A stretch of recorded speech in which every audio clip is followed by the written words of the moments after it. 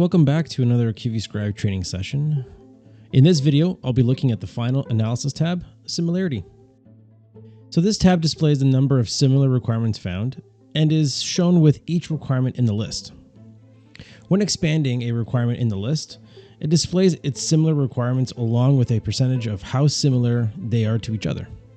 Just like the term similarity function in the consistency tab, a matching strength slider lets you adjust how close requirements need to be in structure and terminology to be considered similar.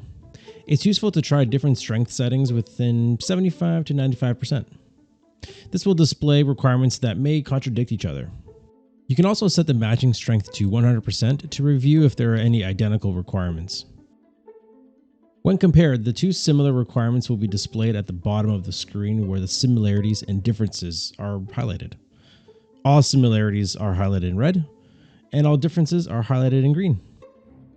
So that officially ends the video on similarity. Join me in our next video where I will be showing you the reporting functionality of QVscribe.